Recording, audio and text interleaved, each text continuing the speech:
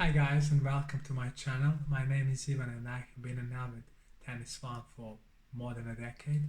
So I have decided to constitute my own tennis channel in which I'm going to give some analysis and previews related to some further matches that are taking place. I'm not a professional tennis player or a coach or some marvelous tennis expert, but I have decided to start this for fun and to give some entertainment to us who are big fans of our lovely white sport. So in front of us there is one lovely tournament called ATP Finals, and at that tournament we have an absolute top of the chain. In one group we have Djokovic, Rune, Sinner and Tsitsipas, and in another one we have Alcaraz, Zverev, Medvedev and Rublev. Both groups are pretty strong, and I expect many tight matches honestly. But if you ask me which one is stronger, I'm gonna go for a first one, but just like a little bit. It's very difficult to pick one. Okay, let's go to the matches. As I said, I'm going to do some analysis and some previews, and I hope you guys will consider it funny and amusing.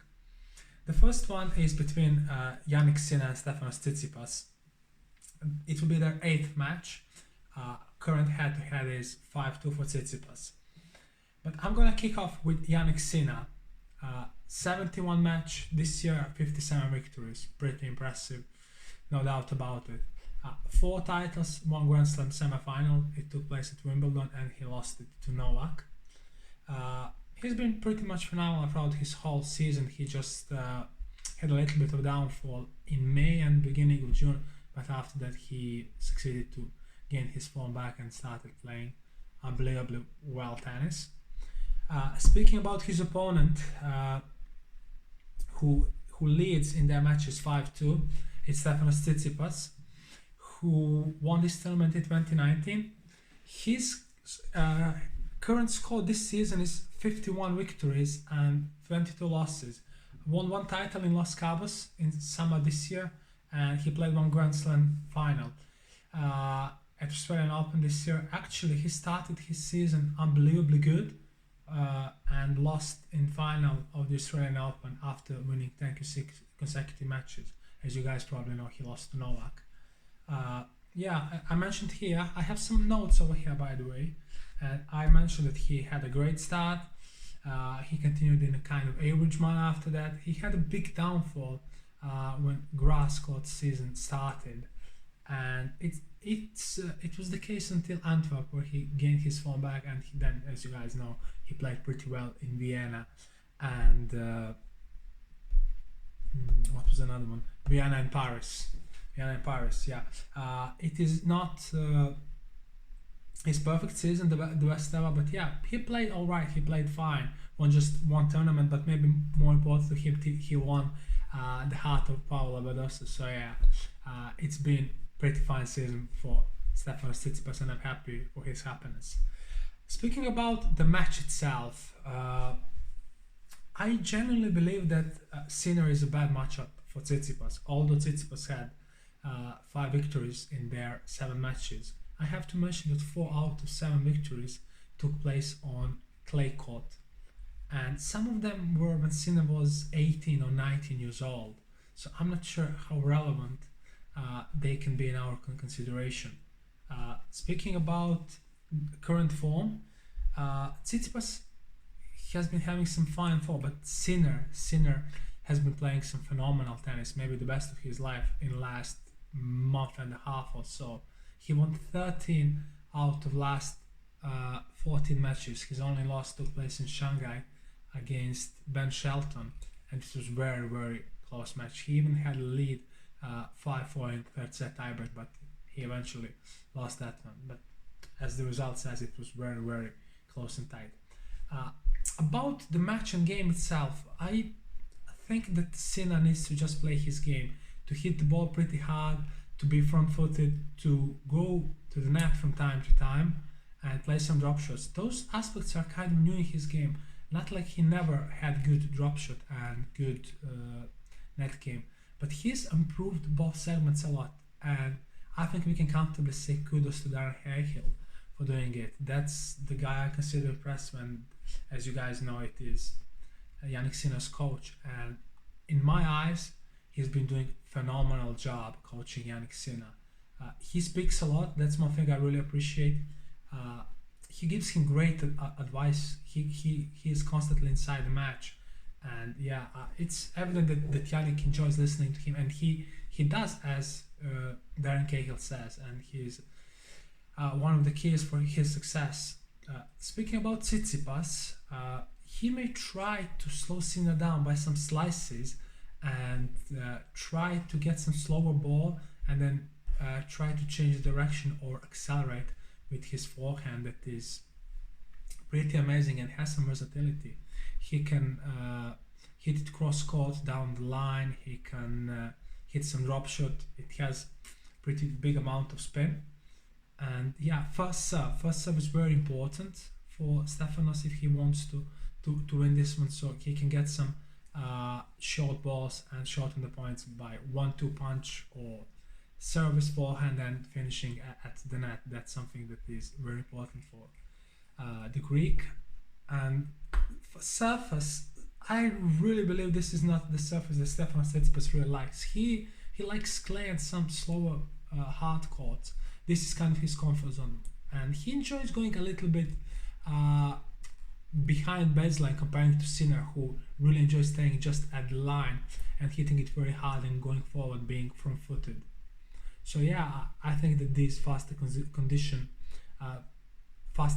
favor Yannick Sinner. And if I have to give you some prediction, I'm gonna say, I'm not 100% sure, but I'm gonna say that Yannick Sinner is gonna win this one in 2 sets. That's how I can think of this match. Maybe one set can be in a tiebreak, and another one maybe like 6-3, 6-4, something like that. That's how I'm thinking of this match. Mostly because of current form and the fact that Yannick is playing the tennis of his life. That's about this one. So, speaking about second match, that's the match between Holger Rune and Novak Djokovic. Evening session, Holger has been having very interesting season, but still pretty good, although he had some ups and downs. He won 43 matches this season, lost 22. He played 2 Grand Slam quarterfinals, and won 1 title in Munich. It's his debut in Turin, first time playing at ATP finals. I wrote here, he had pretty good season, but he had huge crisis since August until middle of October. He just won out of 8 matches, which is very, very bad for someone who's been in top 10 all the time. He was top 5 player for like 3 or 4 months, something like that. And yeah, that kind of downfall is probably related to the fact that he just turned 20 in April this year. And yeah, I think something like that won't happen throughout his career ever again. We do not say many things about his rival. He is an absolute legend of the sport, and he is an absolute legend of sports in general. It is Novak Djokovic, 51 victories, 5 defeats this season, highest winning percentage as well, talking about this season, 91.1. And yeah, he won 6 titles, 3 of them were at Grand Slam events, Australian Open, Roland Garros, and US Open. He played 5 sets against Alcaraz, and he was pretty close to winning Korea Slam. He's been playing some amazing tennis last couple of weeks. He won 17 matches in a row, all of them on hard court. He has just 1 loss on the hard court this season. He lost to Daniil Medvedev in Dubai in straight sets. And his score on hard court is 33 victories and 1 defeat. So yeah, those 2 things, when I say those 2 things, I mean 33-1 when it comes to playing on a hard court, and 17 matches in a row are the things that favor absolutely Novak, guys. And yeah, I think Novak will win this one in straight sets. Although they had to have this 2-all, and Rune has showed that he has been pretty difficult opponent for Novak. But as Novak won recently in Paris, I think that can give him a boost even more to be more confident into this match. It can also make Novak even tougher mentally and may give Rune some jitters. Another thing that can give Rune some jitters is the fact it is his debut at ATP finals, playing against the guys who represent an absolute top of the chain. And huge atmosphere, phenomenal crowd, I think it can affect him. And he showed some negative energy, and he showed that he could be nervous, which, guys, it is not the case with Novak. The guy won 24 Grand Slam titles. He played here on big majority of the events, so yeah, it will not affect his performance 100%. Another thing that makes me think Novak is a favorite to win this one is the fact that he likes very fast surface much more than Rune. And he also needs to serve well, which he mostly does in this kind of hard court, and which he mostly does when it comes to the end of the season. He needs to serve well, he needs to dictate points and not to hesitate to go forward, as he did in Paris. If he does something similar to what he did in Paris just like 10 days ago, he will be a big favorite to win this one. What Rune could do to stop Novak? I think he needs to play tennis that he played in Paris in 2022. He needs to change the rhythm. He kind of confused Novak in that match.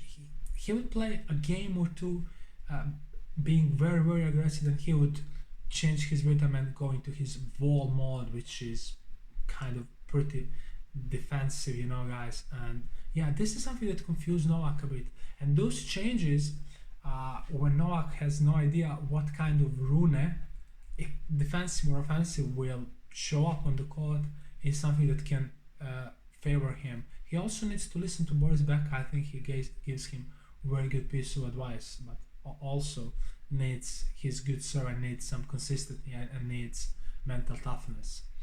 But anyway, if I have to give you my pick talking about this match, I'm really, guys, gonna say that Novak will win this one in straight sets, mostly because of the fact he beat him in Madrid. He beat him in Paris, and I think it will make Novak even more self-confident. It will give Rune some jitters, which will affect his performance. And yeah, atmosphere, crowd, and magnitude of the event will, in my opinion, affect his performance. And I really believe Novak will win in straight sets, maybe like a break in each, something like 6-3, 6-4, 6-4, 7-5, or something like that, guys. That's how I'm thinking about this match. Anyway, match number 3 is coming just after a sip of water, my dear followers. So, Daniil Medvedev versus Andrei Rublev. Medvedev won 6 out of 8 matches. He won last 2 in straight sets. One of them was in Dubai and another one was at the US Open. He won both of them pretty comfortably without any problems. 64-16 for the Octopus this season. Played one Grand Slam semi-final and played one Grand Slam final. That's at least what my notes say. He had phenomenal hardcourt season, but he had a little bit slower and ending of the season, losing some matches against Korda, twice against Sina, and in Dimitrov in Paris, although it was a phenomenal battle. Rublev, one of the most sympathetic guys on the tour. I can comfortably say I'm a fan of his style of play, and I'm a fan of his personality. Very nice and likable guy. Won 56 matches, lost 23. He may be the guy who played too many tournaments, but yeah, let's believe that he knows the best. No Grand Slam semi-finals yet, guys. It is one of the most ridiculous things in tennis ever. He is definitely the best player ever who hasn't played Grand Slam semi-final yet, but I really believe he will do it either next season or in 2025. Won 2 titles, and he's in a great form now. He played very well in Vienna. He played very well in Shanghai, where he lost to Hurkacz in finals. He played amazing tennis in Paris, and the match he played against Novak, his performance was phenomenal.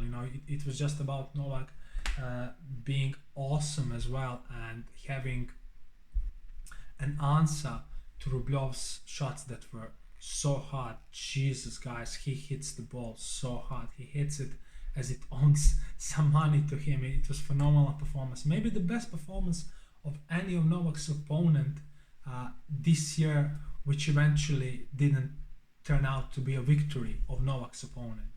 I hope you got me on this one. Speaking about their matchup, I genuinely believe that Medvedev is very, very bad matchup for Rublev because of the fact that he can bring so many balls back. He can just go 2.5 or 3 meters behind the baseline and keep bringing the balls back.